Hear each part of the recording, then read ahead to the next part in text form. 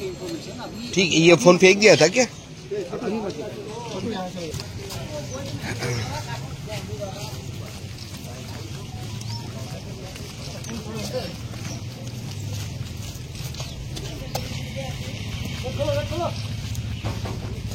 चलो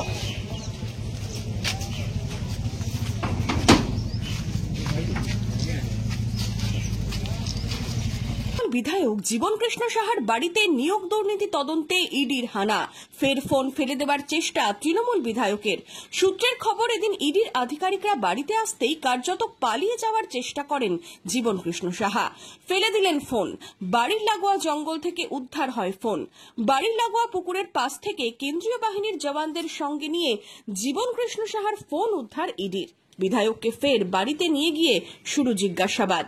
মুর্শিদাবাদের বড়োয়ার এক বেসরকারি ব্যাংক কর্মীর বাড়িতেও চলছে ইডির তল্লাশি।